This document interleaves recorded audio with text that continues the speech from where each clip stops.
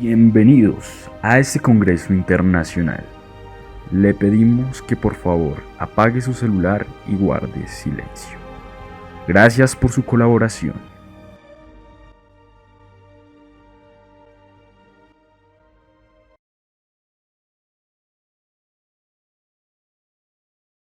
Bienvenidos. En este documental se hablará sobre los tipos de trabajadores determinados por su tipo de contrato, su sector, ya sea privado o público. Les explicaremos en detalle cómo se manejan estos temas en Colombia y lo que nos dice el Código Sustantivo del Trabajo.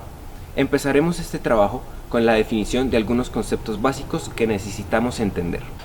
Es un conjunto de procedimientos legales que reglamentan las relaciones individuales que surgen entre trabajador y empleador buscando el equilibrio entre las dos.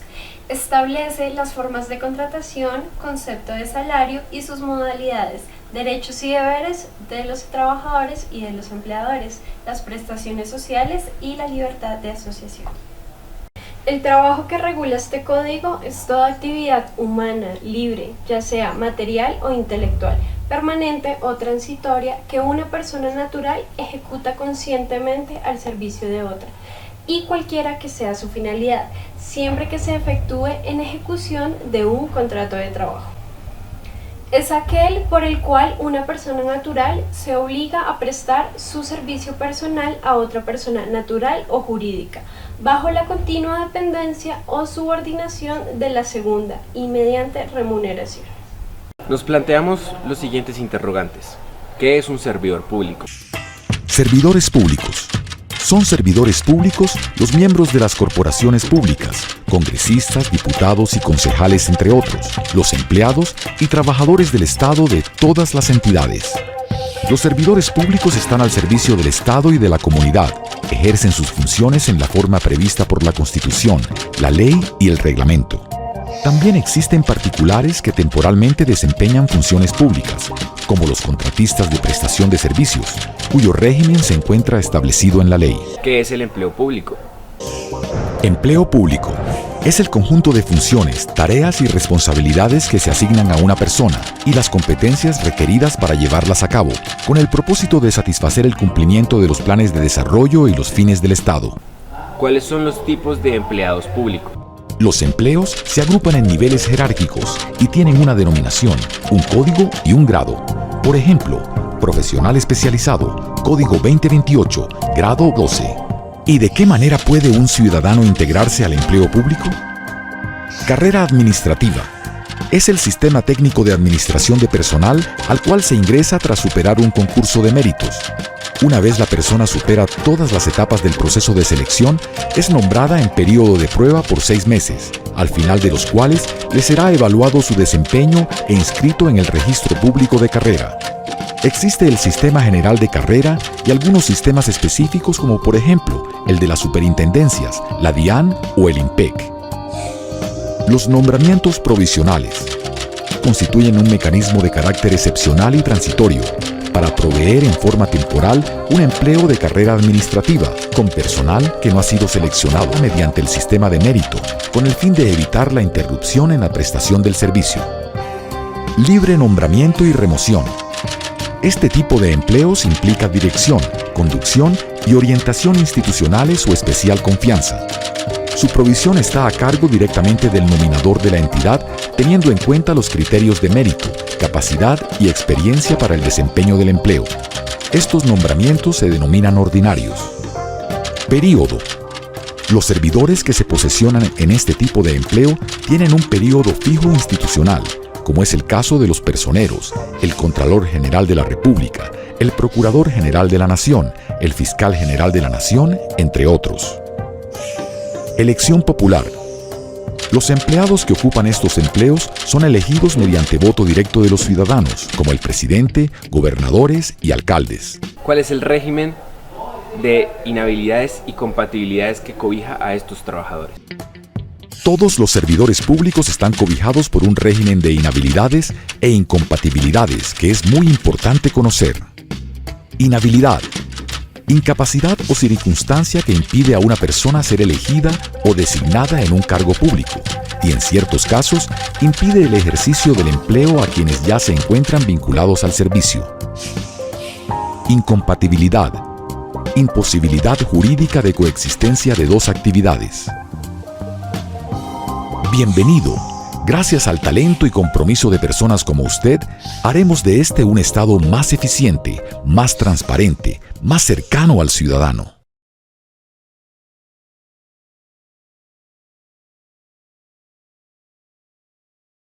Clasificación general de los empleados públicos. La Ley 909 del 2004, en su artículo 5, establece la clasificación de los empleados de las entidades y organismos regidos por dicha ley y consagra como regla general que los empleados son de carrera, con excepto de los de elección popular y los de periodo fijo, conforme con la Constitución Política y la ley. Los trabajadores oficiales y aquellos cuyas funciones deben ser ejercidas en las comunidades indígenas, de acuerdo con su legislación. Además, señalan los criterios para la clasificación de los empleados de libre nombramiento y remoción. Los niveles jerárquicos de los empleos de las entidades y los organismos del orden nacional se encuentran señalados en el artículo 4 del Decreto 770 del 2005 y para el orden territorial en el artículo 4 del Decreto 785 del 2005. En los citados decretos, los empleos se clasifican en los siguientes niveles jerárquicos: nivel directivo, nivel asesor, nivel profesional, nivel técnico y nivel asistencial, a los cuales le corresponden las siguientes funciones generales. Nivel directivo comprende los empleados a los cuales corresponden funciones de dirección general, de formulación de políticas institucionales y de adopción de planes, programas y proyectos. Nivel asesor agrupa los empleos cuyas funciones consisten en asistir, aconsejar y asesorar directamente a los empleados públicos de la alta dirección de la rama ejecutiva del orden nacional. Nivel profesional agrupa los empleos cuya naturaleza demanda la ejecución y aplicación de los conocimientos propios de cualquier carrera profesional diferente a la técnica profesional y tecnología, reconocido por la ley y que según su complejidad y competencias exigidas les pueda corresponder funciones de coordinación, supervisión y control de áreas internas encargadas de ejecutar los planes, programas y proyectos institucionales. Nivel técnico. Comprende los empleos cuyas funciones exigen el desarrollo de procesos y el procedimiento en labores técnicas, misionales y de apoyo, así como lo son las relacionadas con la aplicación de las ciencias y las tecnologías. Nivel asistencial. Comprende los empleos cuyas funciones implican el ejercicio de actividades de apoyo y complementarias de las tareas propias de los niveles superiores, o de labores que se caracterizan por el predominio de actividades manuales o tareas de simple ejecución. Por otro lado, tenemos al trabajador oficial, que es aquel servidor vinculado mediante un contrato de trabajo que regula el régimen del servicio que va a prestar, permitiendo la posibilidad de discutir las condiciones aplicables en materia salarial, prestación, jornada laboral, entre otros aspectos. Los pactos y convenios colectivos, el reglamento interno de trabajo, los laudos arbitrales hacen parte del contrato de trabajo. Son la regla general en las empresas industriales y comerciales del Estado. El Decreto 3135 de 1968, en su artículo 5, define quiénes son considerados empleados públicos y trabajadores oficiales de la siguiente manera. Las personas que presten sus servicios en los ministerios, departamentos administrativos, superintendencias y establecimientos públicos son empleados públicos. Sin embargo, los trabajadores de la construcción y sostenimiento de obras públicas son trabajadores oficiales. Las personas que presten sus servicios en las empresas industriales y comerciales del Estado son trabajadores oficiales. Sin embargo, los estatutos de dichas empresas precisarán qué actividades de dirección o confianza deben ser desempeñadas por personas que tengan la calidad de empleados públicos. La regulación de la vinculación como trabajador oficial se encuentra prevista en la Ley 6 de 1945, la Ley 10 de 1990 y el título 30 de la parte 2 del libro 2 del decreto 1083 de 2015.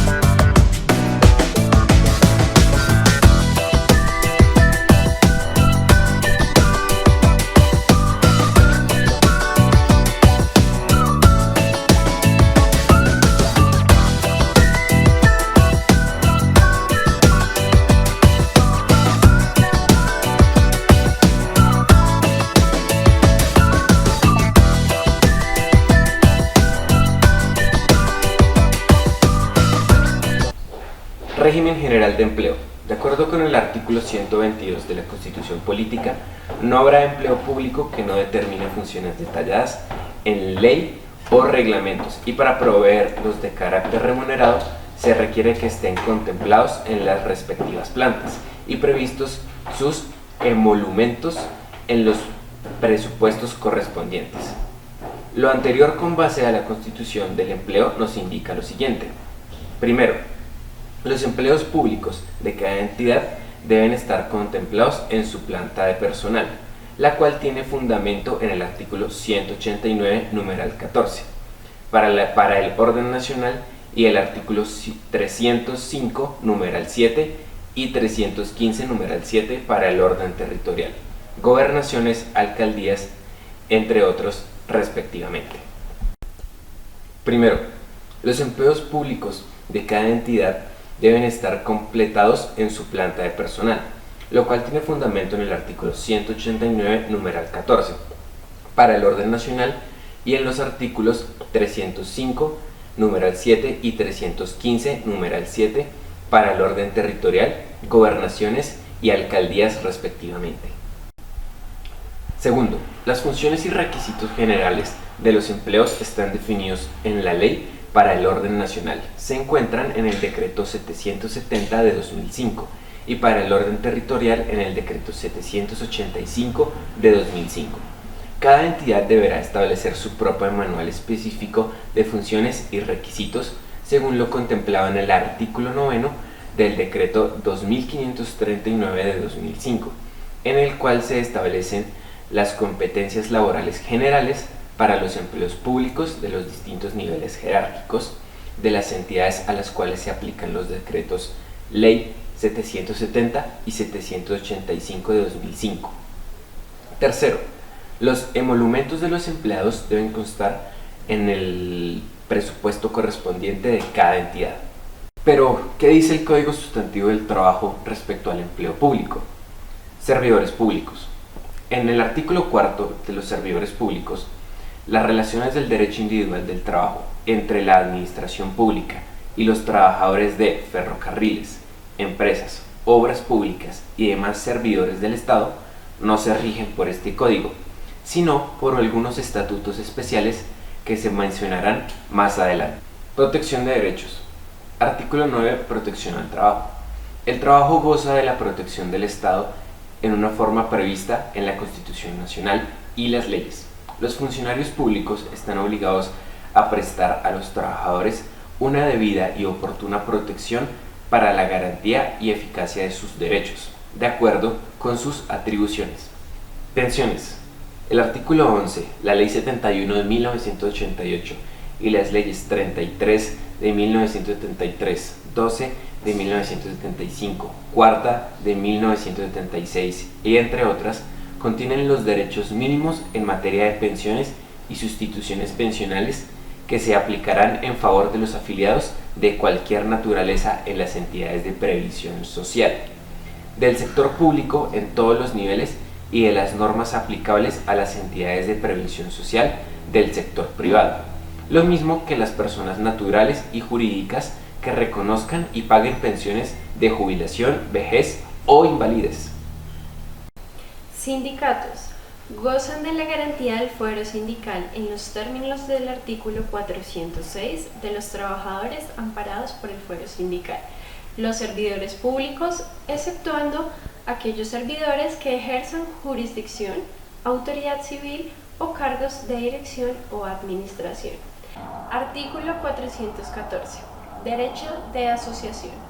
El derecho de asociación en sindicatos se extiende a los trabajadores de todo servicio oficial, con excepción de los miembros del Ejército Nacional y los cuerpos o fuerzas policiales de cualquier orden. Artículo 416. Limitación de las funciones.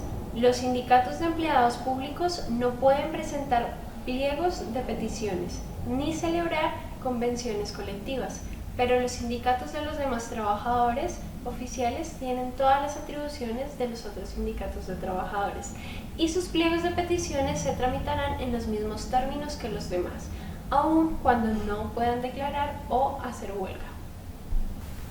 Algunos otros artículos que tienen que ver con el empleo público en el Código Sustantivo del Trabajo son festivos, artículo 177, remuneración.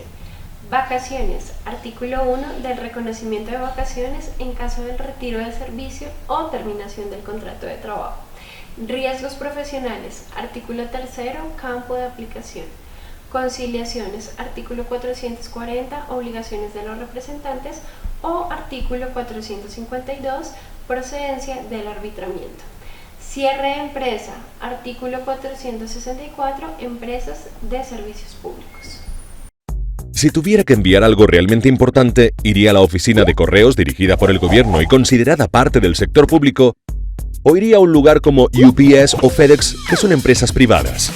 Oímos a los políticos en los medios de comunicación hablando del sector privado y del sector público de nuestra economía, pero ¿en qué se diferencian y cuál es más eficaz? El sector privado está compuesto por empresas privadas, o sea que son propiedad de personas. El sector privado incluye centros comerciales, tiendas de comestibles y el restaurante de su barrio. Para obtener ganancias en el sector privado, las empresas deben ganar nuestro dinero ofreciéndonos productos o servicios que nos gusten o que necesitemos. Como las empresas compiten por los mismos dólares, este proceso hace que los precios bajen, ya que nadie quiere pagar el doble por unos zapatos que puede conseguir más baratos en otro lugar.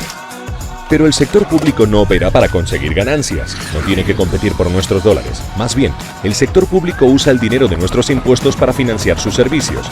Eso significa que tenemos que pagar por programas, ya sea que los usemos mucho o poco. El gobierno decide cómo gastar el dinero de nuestros impuestos en el sector público. Esto tiene sentido para algunas cosas. Por ejemplo, usted no querría ver a los bomberos o los policías compitiendo para que usted se convierta en su cliente. Sin embargo, en otros casos esto significa que las cosas costarán más o que el servicio será peor. La Oficina de Correos de Estados Unidos tiene 100.000 millones de deuda y se le rescata constantemente con dinero del contribuyente. Y el Departamento de Vehículos Motorizados no suele ser famoso por su servicio rápido y cortés. En cambio, las empresas privadas saben que si ofrecen mal servicio al cliente y no ganan dinero, se van a la quiebra. Al comparar el sector privado con el sector público, queda claro que el sector privado, regido por el mercado, es más eficaz. Cuando no se tiene que producir ganancias o responder por la gestión, las cosas tienden a ser más caras y el servicio es malo. Así que cuando pueda escoger entre un servicio del sector privado o uno del gobierno, reflexionen qué tanto necesita que su paquete llegue. Para ver más videos sobre cómo la política pública le afecta a lo personal, visite informationstation.org. ¿Cuál es el papel del sector privado en Colombia? El papel del sector privado en Colombia es contribuir al desarrollo y la creación de empleo, diversificar la producción de industrias y hacer grandes inversiones, atraer la inversión y la tecnología procedente del exterior. Por trabajadores dependientes se entiende a la persona que en el marco de un contrato de trabajo presta sus servicios personales a otra, denominada empleador, bajo la continua subordinación o dependencia y mediante la remuneración del salario, de conformidad con lo establecido por el artículo 23 del Código Sustantivo de Trabajo. Dentro de sus principios generales del Código Sustantivo de Trabajo vamos a mencionar algunas pautas que respaldan al trabajador. Artículo 2. Aplicación territorial. El presente código rige en todo el territorio de la República para todos sus habitantes, sin consideración a su nacionalidad. Artículo 3. Relaciones que regula. El presente código regula las relaciones de derecho individual del trabajo de carácter particular y las de derecho colectivo del trabajo oficiales y particulares. Artículo 6. Trabajo ocasional. Trabajo ocasional, accidental o transitorio. Es el de corta duración y no mayor a un mes, que se refiere a labores distintas de las actividades normales del empleador. Artículo 8. Libertad del trabajo. Nadie puede impedir al trabajo de los demás ni que se dediquen a la profesión, industria o comercio que les plazca, siendo lícito su ejercicio, sino mediante resolución de autoridad competente encaminada a tutelar los derechos de los trabajadores o de la sociedad en los cuales se prevean en la ley. Artículo 10. Igualdad de los trabajadores.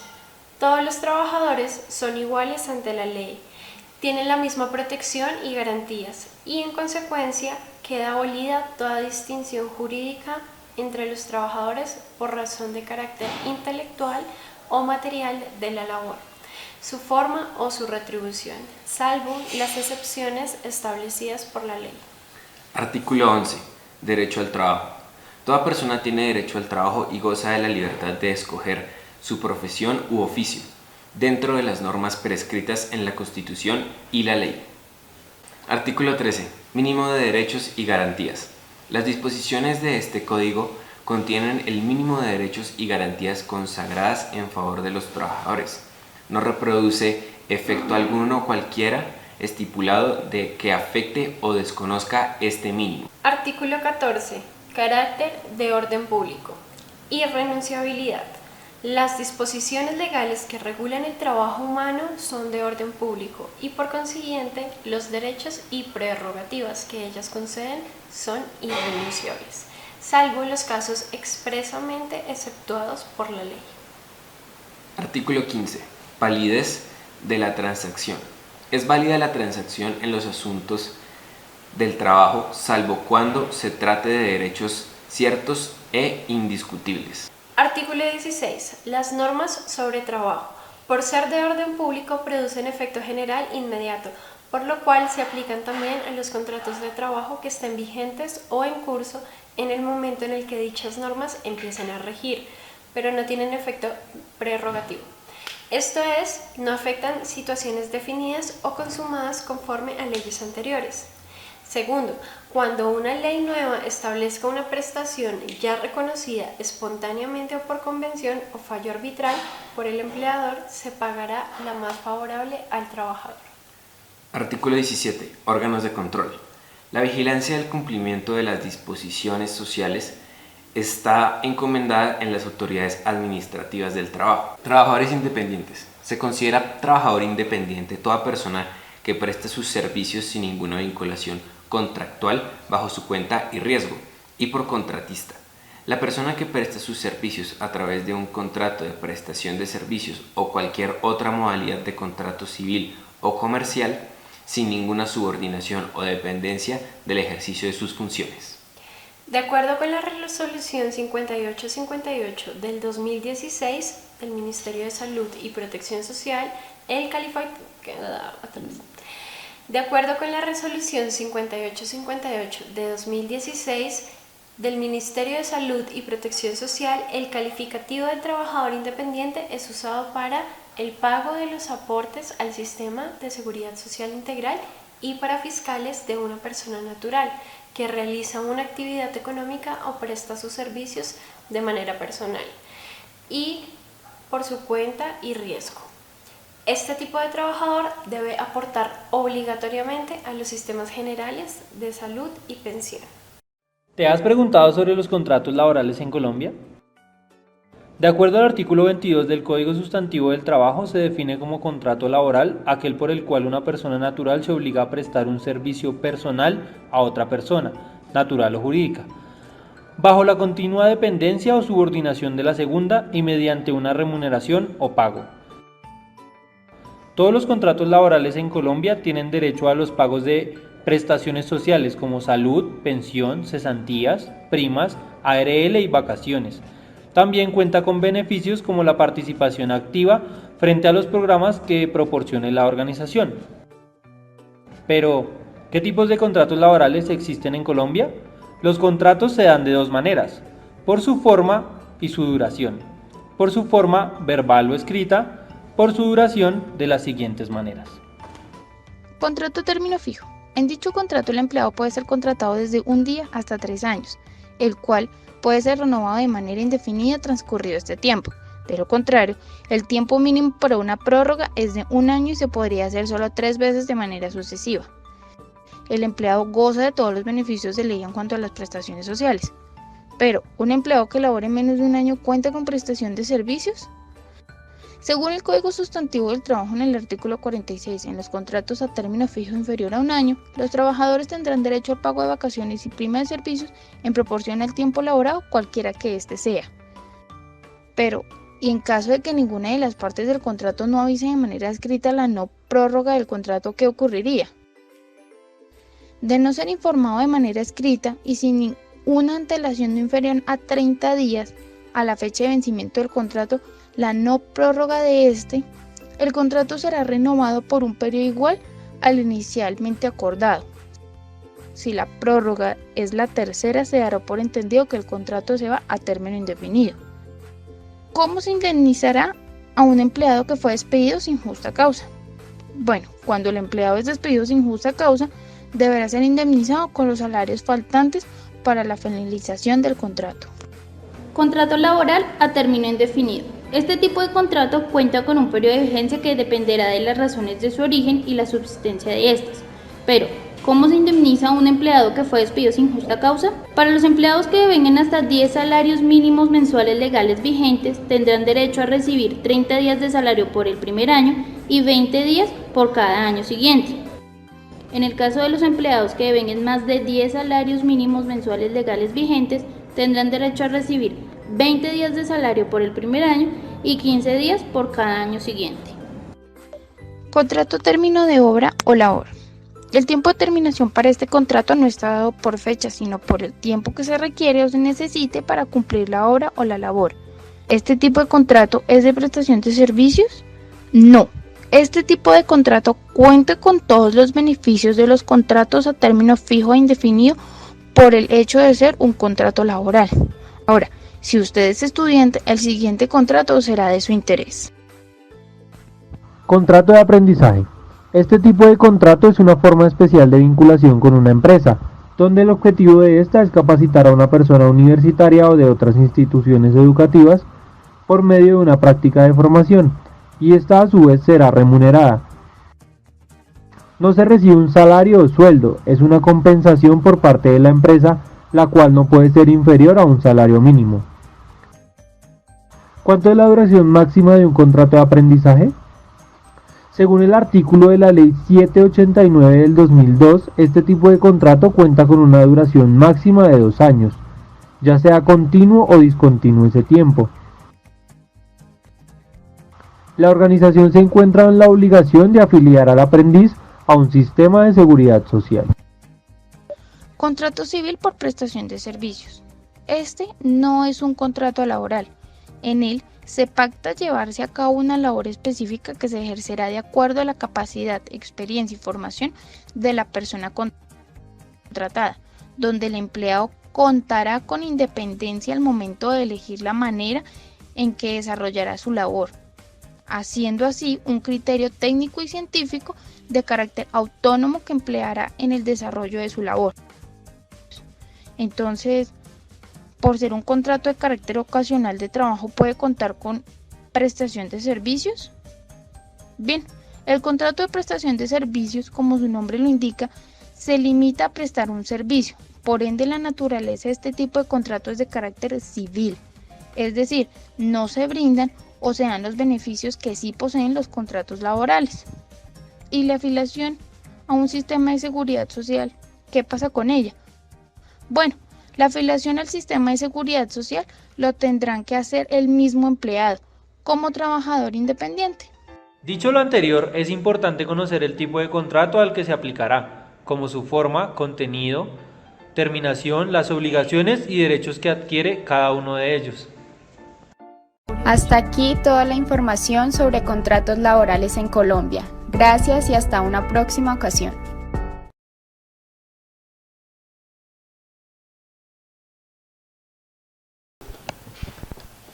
Contrato a término fijo. Artículo 46 del Código Sustantivo del Trabajo y artículo 28 de la Ley 789 del 2002. Es un contrato laboral que tiene un límite temporal especificado de manera clara en el contrato. Puede ser prorrogado indefinidamente, salvo en los casos en los cuales el plazo pactado sea inferior a 1 año. Los contratos a término fijo se pueden clasificar en 2 modalidades distintas: los contratos en un vencimiento igual o superior a 1 año y los contratos con un vencimiento menor a 1 año. Primera modalidad, igual o superior a 1 año. Esta modalidad consta con diferentes características. Entre estas encontramos: debe constar siempre por escrito. El término de su duración no puede ser superior a 3 años, pero puede ser prorrogable de manera indefinida. Si hay un periodo de prueba, debe constar por escrito al inicio del contrato.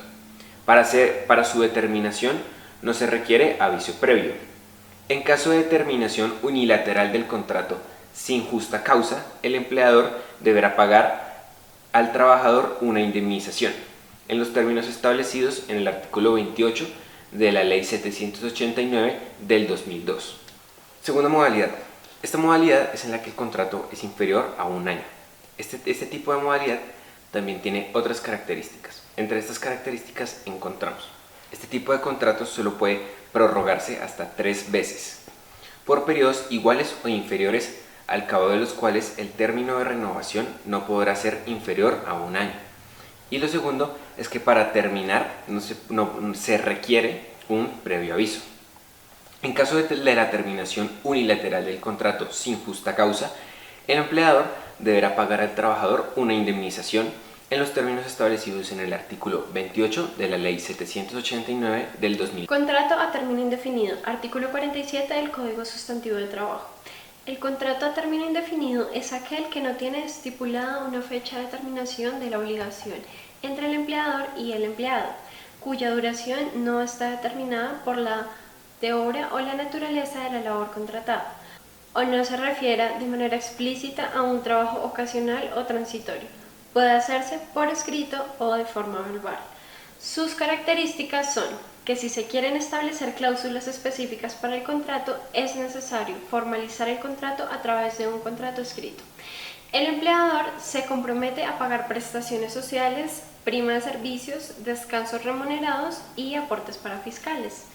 En caso de terminación unilateral del contrato sin justa causa, el empleador deberá pagar al trabajador una indemnización en los términos establecidos en el artículo 28 de la Ley 789 de 2002.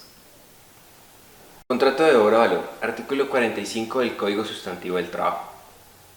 El contrato es por una labor específica y termina en el momento en el que la obra llega a su fin. Este tipo de contratos o vinculaciones se caracterizan de trabajos de construcción y de universidades y colegios con profesores de cátedra que cumplen su labor una vez haya terminado el periodo académico. Este contrato es igual en términos de beneficios y descuentos a los contratos indefinidos y definidos. Contrato de aprendizaje, artículo 30 de la Ley 789 de 2002. Este tipo de contrato es una forma especial de vinculación a una empresa y está enfocada a la información de practicantes, donde ésta recibe herramientas académicas y teóricas en una entidad autorizada por una universidad o instituto, con el auspicio de una empresa patrocinadora que suministra los medios para que el practicante adquiera formación profesional metódica en el oficio. La idea de este tipo de contrato es el aprendizaje y que el practicante se incluya al mundo laboral. La remuneración es llamada auxilio de sostenimiento y depende completamente de un convenio entre ambas partes, donde el estudiante no tiene prestaciones sociales. El valor de la remuneración depende de si el practicante es o no es universitario, y de ser universitario tiene derecho a un salario que debe ser superior o igual al mínimo. Y si el practicante no es universitario, tendrá como base de pago un salario por debajo del mínimo. Contrato civil por prestación de servicios. Este tipo de contrato contrato civil por prestación de servicios. Este tipo de contrato se celebra de manera bilateral entre una empresa y una persona natural o jurídica, especializada en alguna labor específica. La remuneración se acuerda entre las partes y no genera relación laboral ni obliga a la organización a pagar prestaciones sociales. La duración es igualmente en común acuerdo dependiendo del trabajo a realizar. El empleado recibe un sueldo al cual se le descuenta únicamente por concepto de retención en la fuente. Contrato temporal, ocasional o accidental, artículo 6 del Código Sustantivo del Trabajo. Según el Código Sustantivo del Trabajo, se define el artículo ocasional o accidental o transitorio como aquel trabajo de corta duración no mayor a un mes que se refiere a las labores distintas de las actividades normales del empleador. Es decir, que no tiene que ver con las labores propias que desarrolla el contratante. Por ejemplo, en una de las oficinas de la agencia de viajes aparece una humedad y se hace necesario contratar a un técnico para arreglar el problema. La agencia de viajes necesita un técnico que arregle la pared. El técnico estaría por contrato ocasional porque no va dentro de las tareas rutinarias de la empresa. Esta forma de contratación puede hacerse por escrito o verbalmente, pero es recomendable hacerlo por escrito, especificando la tarea específica del trabajador para evitar conflictos durante y después de la realización del trabajo. Características: puede ser verbal o escrito. Debe relacionarse con actividades ajenas al objeto social del contratante y su duración nunca podrá ser mayor a 30 días.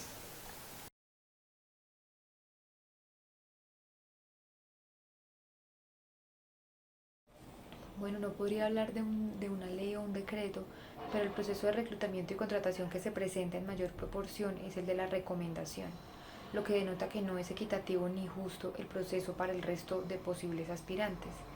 La transparencia en los procesos de selección no existe en un 100% y muchas personas manifiestan incluso que no son valorados por sus competencias y el personal seleccionado es escogido en gran parte por la recomendación. Esto crea un alto grado de desconfianza en los procesos. Igualmente se puede hablar de un abuso en la contratación cuando son de prestación de servicios, contratos de prestación de servicios, toda vez que estos contratos no son civiles, o comerciales, pero no son laborales. Esto significa que no generan una relación de subordinación entre el empleado y el empleador, son temporales y se hacen para realizar actividades concretas. Sin embargo, y en muchas entidades contratan empleados bajo esta figura porque es mucho más rentable, pero al final el trabajador termina haciendo o cumpliendo labores y horarios fijos. En estos términos, dichos contratos no cuentan con primas, con cesantías, con vacaciones, entre otros beneficios que sí tienen los trabajadores vinculados a término, o vinculados laboralmente a una empresa. Por eso desde hace varios años ya las altas cortes prohibieron que un trabajo permanente se contrate bajo prestación de servicios y rechazan los casos en que el papel los empleados aparecen como temporales, pero en la vida real son trabajadores a término indefinido. Por eso y más fue creada la categoría o la figura del contrato realidad. Bueno, el trabajador independiente debe realizar aportes al Sistema General de Seguridad Social conforme a la Ley 796 del 2003, la Ley 100 del 93 y la Ley 1819 del 2016. Para el caso de los trabajadores independientes, la UGPP revisa los aportes, los registros bancarios, la información de las declaraciones de renta, inician procesos por omisión, por mora, incluso por inexactitudes en los aportes faltantes, y sumado a esto, digamos que ponen multas económicas sobre aquellos que evadan o pasen por alto este concepto. La evasión de los trabajadores independientes en cuanto a los aportes parafiscales es del 70% de la evasión total por este concepto, y así lo asegura la Unidad de Gestión de Parafiscales y Parafiscales, la UGPP, quien además señala que el 40% de quienes trabajan por su cuenta dejan de cotizar y realizar los aportes a salud y a pensión. Afectan gravemente la calidad del sistema laboral colombiano y el propio futuro. Bueno, la entidad por excelencia en asuntos laborales, tanto para empleadores como para empleados, es el Ministerio de Trabajo. Dentro del Ministerio de Trabajo existe un inspector de trabajo y de seguridad social que tiene funciones preventivas, coactivas, de policía administrativa, conciliadoras, de mejoramiento en la normatividad laboral y de acompañamiento y garante del cumplimiento de las normas laborales del Sistema General de Riesgos Profesionales y de Pensiones. Bueno, el numeral 2 del artículo 46 del Código Sustantivo de Trabajo indica que si un contrato de trabajo a término fijo tiene término inferior a un año, únicamente puede prorrogarse sucesivamente el contrato hasta por 3 periodos iguales o inferiores, al cabo de los cuales el término de renovación no puede ser menor a un año, y así sucesivamente. La Corte ha dicho que el principio de la estabilidad en el empleo no se opone a la celebración de un contrato a término definido, y que las relaciones laborales no son perennes, no son indefinidas, que tanto el empleador como el trabajador, en las condiciones que están previstas en la ley y en el contrato, tienen libertad para ponerles fin. En otras palabras, más que la fijación de un tiempo o un espacio de tiempo, Preciso en la duración inicial de la relación de trabajo, lo importante es la expectativa cierta y fundada del trabajador en conservar su empleo, cumpliendo con sus obligaciones laborales, y el interés del empleador de prolongar o de mantener el contrato de trabajo basado también en las necesidades de su empresa. Tanto el sector público como el privado tienen sus ventajas y sus desventajas. El sector público, por ejemplo, tiene más estabilidad laboral, da más estabilidad, el riesgo del despido es mucho menor, los horarios son fijos y son respetados, o rara vez se trabaja fuera del tiempo, pero no es lo general. Tiene sus desventajas, como por ejemplo que la probabilidad de ascenso es baja, el aumento de los salarios también es poco probable, y en cuanto al sector privado, por ejemplo, los salarios pueden ser más altos, pueden conseguir un aumento de sueldo con más facilidad, y en muchos eventos hay hasta mejores instalaciones. Bueno, muchas son las consecuencias de una mala contratación. Inicialmente se puede ver afectada la imagen del Departamento de Gestión Humana e incluso la del jefe y todos los que participaron en el proceso de selección. Esto por errores de planeación, una adecuada descripción del cargo o desatinos en el método de reclutamiento y de selección. Además de las pérdidas económicas, tal vez porque la empresa tenga que volver a iniciar un proceso, pérdidas en tiempo y en dinero. Se puede generar retrasos en proyectos ya iniciados o disfuncionalidades entre los equipos. Puede crearse un mal ambiente laboral o un bajo rendimiento, una mala productividad, una insatisfacción, problemas de adaptación, de integración del nuevo funcionario, aumento en la rotación por la inestabilidad del personal, pues entre otras. También la empresa asume pérdidas o asume costos que no son tan tangibles como proyectos que no avanzan al ritmo indicado, desmotivación dentro del equipo, ansiedad en los empleados que crean que pueden asumir esa posición de una mejor manera, pérdida de la credibilidad, confianza dentro del equipo, bueno, entre otras. Todo esto puede evitarse con evaluaciones más profundas que nos ayuden a identificar de forma más adecuada o de forma más certera al personal que se va a contratar.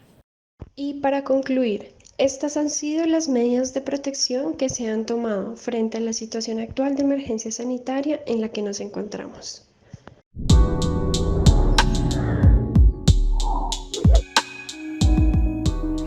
En medio de la crisis del COVID-19, muchas de las principales inquietudes de la sociedad giran en torno al empleo.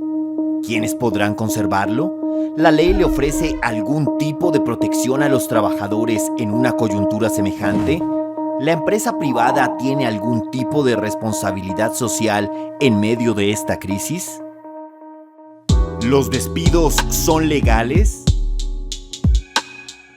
Se puede despedir, mas esto no implica que sea legal. La fuerza mayor no está contemplado dentro de nuestro Código Sustantivo del Trabajo como una causal para el despido, lo cual nos lleva a pensar inmediatamente que cualquier despido que se provoque a raíz de la crisis del COVID-19 será sin justa causa, cuya consecuencia es que se deberá liquidar e indemnizar al trabajador. Respecto a los despidos masivos, se necesita autorización del Ministerio del Trabajo, pero corresponden a otro tema. ¿Actualmente existe o no algún marco legal para despedir a alguien o suspenderle su contrato laboral?